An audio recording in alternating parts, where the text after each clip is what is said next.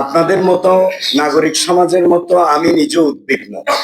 আমরা বিভিন্ন জায়গায় একটা জিনিস দেখতে পাচ্ছি, আমাদের ভাইদেরকে, আমাদের বোনদেরকে প্রচার কার্যে বিভিন্নভাবে বাধাগ্রস্ত করা হচ্ছে এবং সর্বশেষ বিভিন্ন জায়গায় বাড়িতে বাড়িতে গিয়ে সন্ত্রাসীরা তারা থ্রেট করছে, ভোটের দিন গেলে এই হবে সেই হবে। এভাবে বিভিন্ন জায়গায় মানুষদেরকে ভয়ভীতি প্রদর্শন করা হচ্ছে। আমি আপনাদের মাধ্যমে নির্বাচন কমিশনকে এই ব্যাপারে কার্যকর পদক্ষেপ নেওয়ার জন্য আমি বিনীতভাবে অনুরোধ করছি। জয়ের ব্যাপারে আলহামদুলিল্লাহ, আপনারা জানেন যে আমি দীর্ঘ ৩৫ বছর আমার চট্টগ্রাম শহরে রাজনীতির সাথে আমি জড়িত।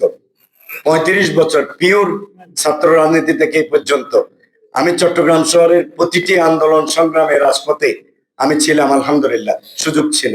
সমাজকর্মী হিসেবে, কাউন্সিলর হিসেবে ভূমিকা রাখার সুযোগ আল্লাহ আমাকে করে দিয়েছেন।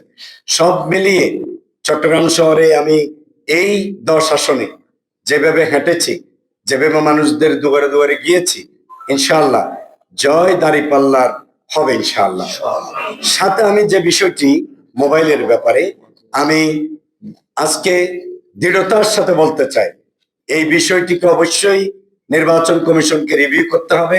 কারণ এভাবে একটি কেন্দ্রকে এভাবে ছেড়ে দেওয়ার কোনো সুযোগ নেই। 400 বছরের মধ্যে সাংবাদিকরা মোবাইল ব্যবহার করতে পারবে না, তাহলে উনি মোবাইলটা কোথায় রেখে ভিতরে ঢুকবেন? নাগরিকরা পারবে না, কোথায় যাবেন? নাগরিকদের তো সার্বক্ষণিক মোবাইল সাথে থাকতে হবে, ওনার মোবাইল নিয়ে কেন যেতে পারবেন না? এজন্য আমি রিটার্নিং অফিসারদের মাধ্যমে আমি আজকে নির্বাচন কমিশনকে বিনয়ের সাথে অনুরোধ করব এবং আমি প্রতিবাদ জানাচ্ছি, অবশ্যই মোবাইল ফোন ব্যবহারের বিধিনিষেধ প্রত্যাহার করতে হবে এবং নাগরিকরা তার মোবাইল নিয়ে কেন যেতে পারবে না কেন্দ্রে?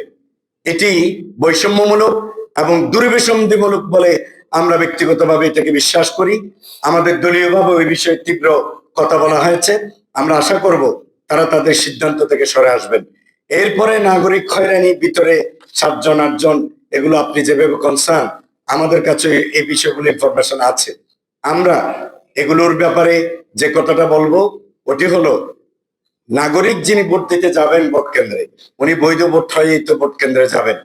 আমি ভোটার বিন্দুকে অনুরোধ করব, কোন অবস্থায় ভোট না দিয়ে কেন্দ্র থেকে আপনারা বের হয়ে আসবেন না এবং এটা কোনোভাবে আপনারা ওখান থেকে আসবেন না। কারণ এটা আপনার নাগরিক অধিকার, মৌলিক অধিকার, নির্বাচনী অধিকার না শুধু, এটা আপনার মানবিক মৌলিক অধিকার নির্বাচনে ভোট দেওয়া, আপনার পছন্দের প্রার্থীকে ভোট দেওয়া।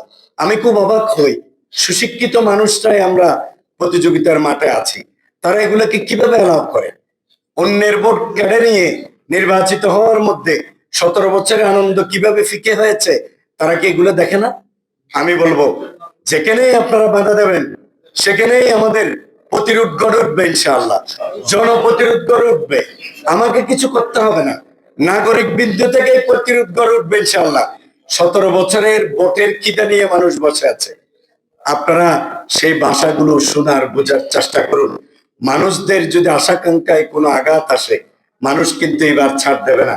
সুতরাং 24-এর 36শে জুলাইকে আমরা মনে রাখবো। এটা মনে রেখেই আমি আশা করব, যে ভাবনাগুলো ভাবছেন, যে স্বপ্নগুলো দেখছেন, এগুলো বাদ দিয়ে নাগরিকদের কাছে যান, নাগরিকদের মনকে সন্তুষ্ট করুন। তারাই আপনাদেরকে ভোট দিয়ে সামনের দিকে নিয়ে আসবে।